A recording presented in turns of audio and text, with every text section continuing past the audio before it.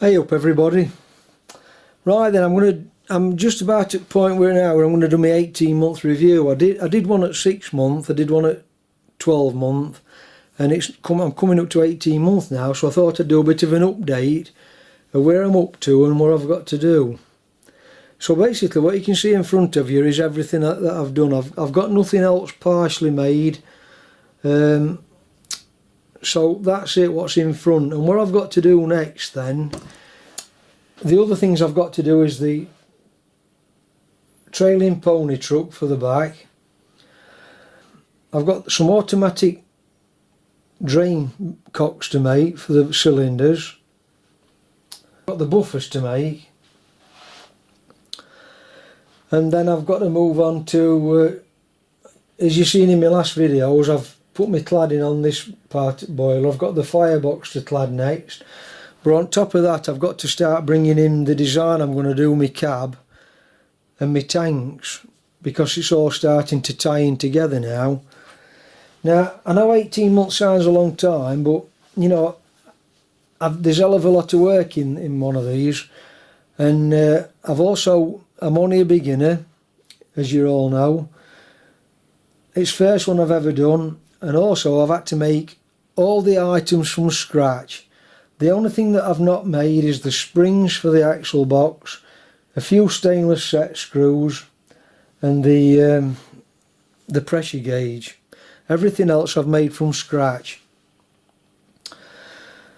Then on top of that I made that rotary stand that I initially started when I was initially doing my build. And then I made this track. And now I've made this rolling track. Now I know they're not massive things to do, but they all accumulate and add up on top of everything else. So yeah, there's quite a lot of work involved, but anyway, where I'm up to then now, I'm starting to think about the cab.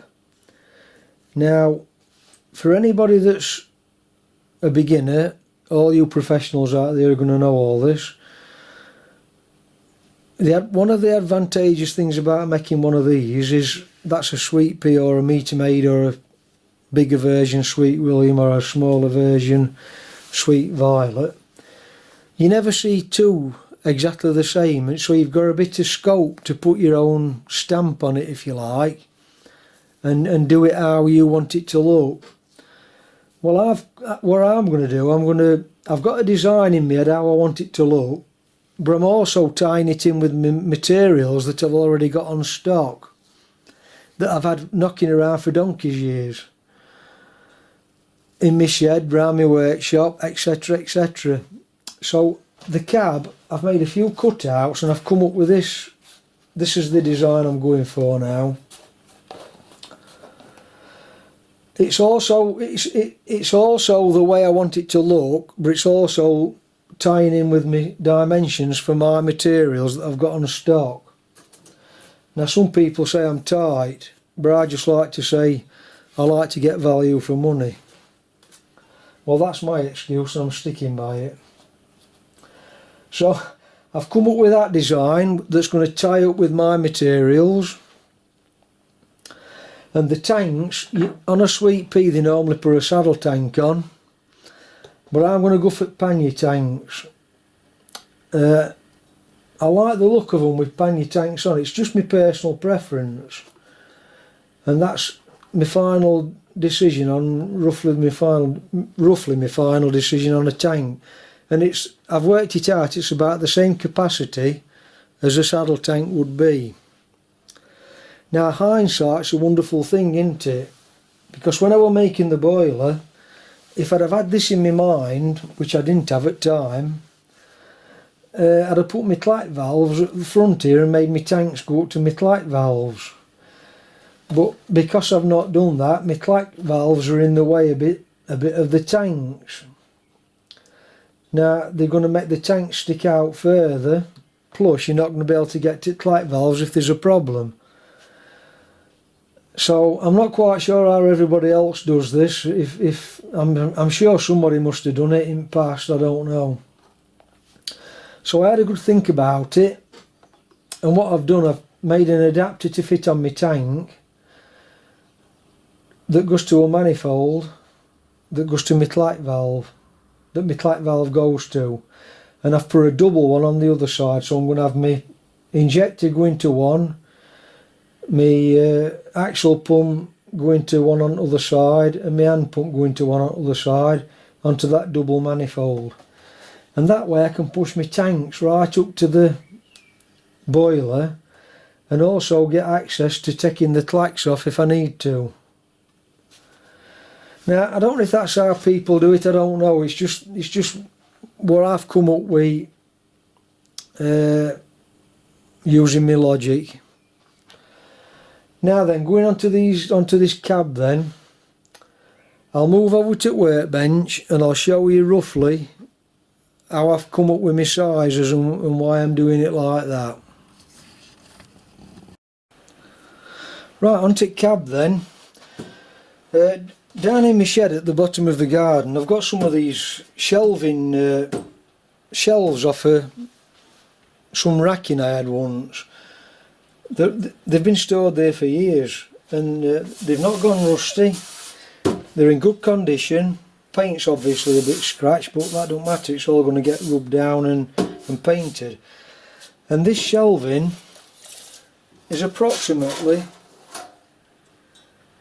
3 foot or 900mm by 12" or 300mm, and the designer cab I'm looking for is just about the size of this shelving. Now I know what you're saying, there's all holes in this shelving, yeah, but most of them are going to get eventually chopped out. So when I've got my sides, my front and then my back on when it's bent, a lot of these holes, all them top holes will be cut out, etc, etc. Any holes that's left in, I can deal with them.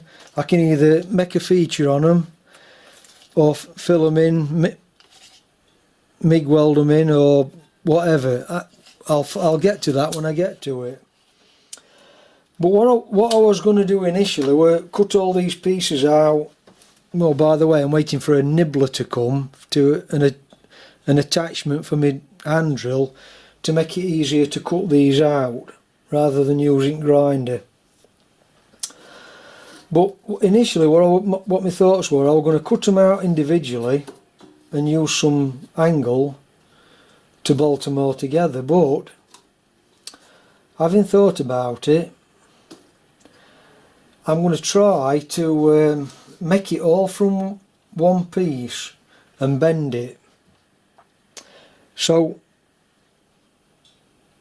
in theory I don't see why I can't do that, but you know, theory's a wonderful thing, isn't it? Sometimes things in theory don't work out in practice. Anyway, today then I've been making this sheet metal bender. Just a quick job, nothing sparkling. I've just tried it on a piece of this sheet in it, a millimetre thick, the actual plate. It might be just a fraction over a millimetre, 48 thou, which is 18 gauge, isn't it? Anyway, I've tried a piece in this sheet metal bender that I've made, and all it is 2 pieces of angle, 2 door hinges. I've welded a bit on for my clamping bolts to clamp it to the bench, and then I've put 2 folding handles on it, and then I've got this clamping bar there, and it works a treat with this steel.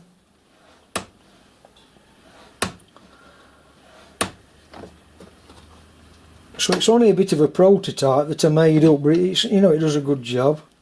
So I'm going to try that.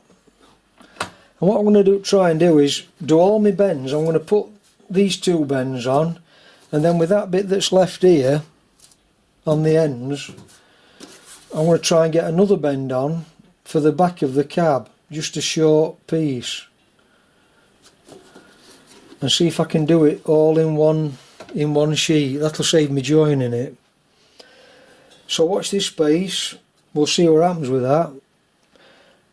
Maybe I may end up making them individual and joining them. We'll see anyway. So that's my 18-month review done for now then. If you've not seen my 6-month and my 12-month, take a look at them. And if you've not seen my series on what I'm doing with this loco, take a look at that. And if not, I'll catch you on my next video, which will probably be something to do with this cab or the tanks. So I'll sign off for now then. Thanks for watching, and I'll catch you on my next video. Bye for now.